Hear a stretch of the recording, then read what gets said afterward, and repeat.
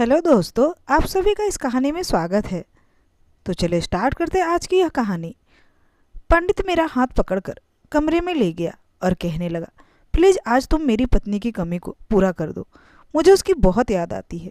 मैंने नाटक करते हुए कहा, भला मैं कैसे उसकी कमी को पूरा कर सकती हूँ। तो पंडित बोला, आज के लिए तुम मेरी पत्नी बन जाओ। यह सुनकर मेरा रोम रोम खिल उठा था, क्योंकि यह सब करने का मेरा मन भी बहुत बेचैन था। और फिर पंडित था भी बहुत स्मार्ट।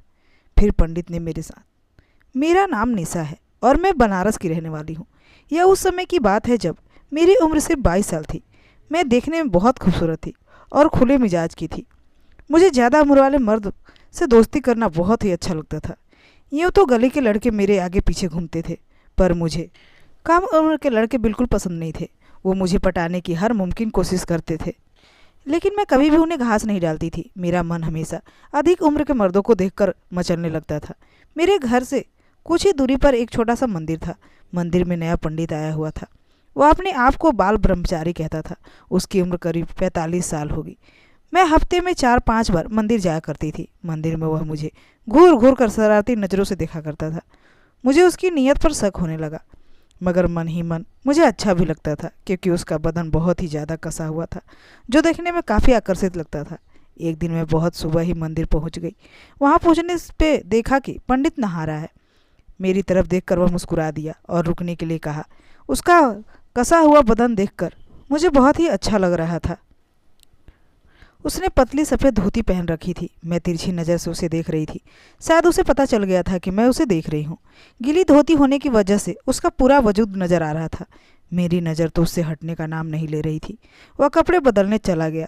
कपड़े बदल कर वह मेरे पास आ गया और बोला, चलो अब तुम्हें पूजा कराता हूँ। पूजा के बाद उसने मेरी पूजा की थाली में चुपचाप एक पर्ची डाल दी, जिसे मैं डालते हुए देख चुकी थी, लेकिन मैंने उसको ऐसे दिखाया जैसे मुझे कुछ पता ही नहीं है। मैं रास्ते में वह पर्ची खोल कर देखी तो उसमें लिखा हुआ था, तुम बहुत ज़्यादा खूबसूरत हो।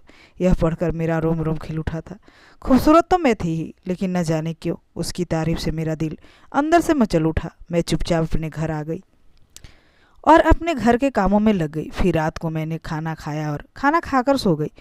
अभी मुझे सोए हुए थोड़ी ही देर हुए थे कि मैंने सपने में देखा कि पंडित मेरे साथ बहुत ज़्यादा शरारती हरकतें कर रहा है, और उसकी ये हरकतें मुझे बहुत अच्छी लग रही थी। अचानक से मेरा सपना टूट गया और मैं इधर उधर देखकर मायूस हो गई। अरे यार, ये तो सपना था, काश ये सब कुछ हकीकत में होता। यह सोचते सोचते मैं फिर से सो गई। काश वो सपना मुझे फिर से आ जाए।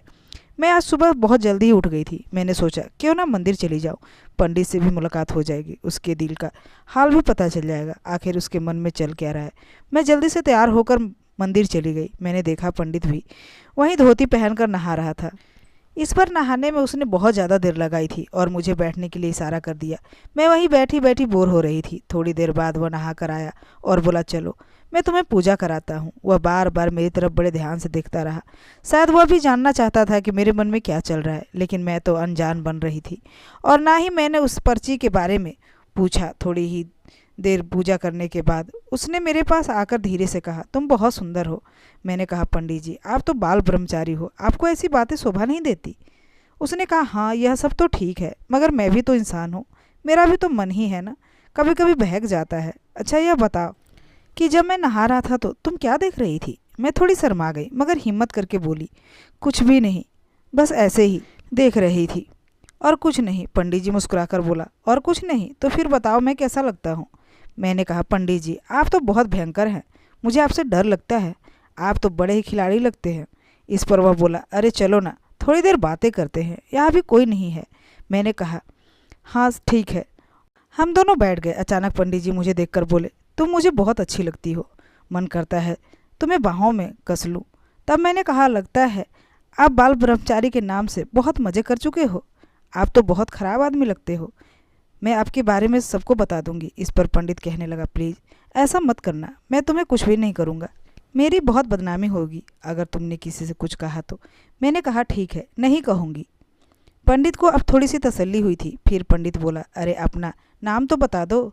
मैंने कहा, मुझे निशा कहते हैं। अच्छा ठीक है, अब मैं चलती हूँ, लेकिन मैं फिर आऊँगी और आपसे और बातें करूँगी। मैं मुस्कुरा कर चल दी। दूसरे दिन करीब 6 बजे शाम को मैं मंदिर गई तो देखा कि पंडित जी अकेले बैठे हुए हैं। मैंने पूछा, अरे पंडित आज कुछ चिंतित लग रहे हो। उससे समय अंधेरा हो चुका था। मैंने उसके गाल पर पकड़कर दबा दिए। तब जाकर वह मुस्कुराए और मेरा हाथ पकड़कर कहने लगे, अरे निशा, मैं तो डर गया था कि तुम मुझसे गुस्सा हो गई हो। मैंने नाटक करते हुए कहा, नहीं ऐसा भी नहीं है। मैंने कहा, पंडित जी, आपकी उम्र तो काफ़ी लगती है, आपने शादी नहीं की अभी तक मेरी पत्नी गांव में रहती है और मैं यहाँ तड़पता हूँ। मैंने कहा, तो फिर पत्नी को अपने पास ही क्यों नहीं बुला लेते। पंडित बोला, मेरी पत्नी जब भी शहर आती है तो वह बीमार हो जाती, इसलिए उसे गांव में ही रखता हूँ। मैंने कहा, पंडित जी, फिर तो आपको बहुत याद आती होगी अपनी पत्नी की। पंडित बोला, हाँ बहुत याद आती है, लेकिन क्या करूँ। मैंने उसके कंधे पर हाथ रखकर उसे सांत्वना देने लगी। तभी उसने मेरे कंधे से हाथ उठाकर चूम लिया। मैं थोड़ी सहम गई थी। फिर पंडित जी मेरा हाथ पकड़कर कमरे में ले गए और कहने लगे, प्लीज़ आज तुम मेरी पत्नी की कमी को पूरा कर दो, मुझे उसकी बहुत याद आ रही है। तो पंडित बोला, आज के लिए क्या तुम मेरी पत्नी बन सकती हो। मैंने कहा, मुझे कोई दिक्कत नहीं है, पर अगर कोई आ गया तो बड़ी मुश्किल हो जाएगी। पंडित बोला, आज यहाँ कोई नहीं आने वाला है। इतना कहकर पंडित ने मुझे अपने गले से लगा लिया। उस कमरे में बहुत धीमी रोशनी थी। अचानक पंडित ने मुझे एक ग्लास में शरबत दिया और कहने लगा, जल्दी से फटाफट इसे पी लो और बताओ कैसा है। मैंने जैसे ही वह शरबत पिया मुझे एक सरूर सा चढ़ने लगा। मैंने कहा, आप पहले यह बताओ कि आप कितनी लड़कियों को बीवी बना चुके हो। पंडित बोला, अरे निशा, बस तुम दूसरी हो। इससे पहले एक 30-35 साल की औरत के साथ मस्ती की थी, वह विधवा थी।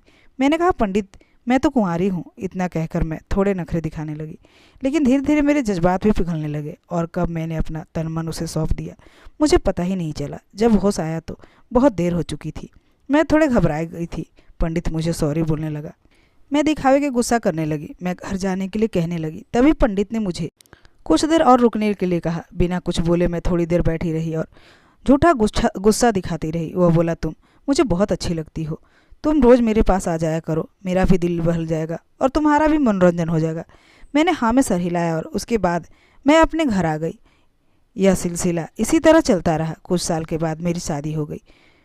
मैं ससुराल चली गई और वह पंडित भी अपने गांव चला गया। तो दोस्तों, ये थी आज की कहानी। कहानी पसंद आई हो तो वीडियो को लाइक करके चैनल को सब्सक्राइब जरूर कीजिएगा। धन्यवाद।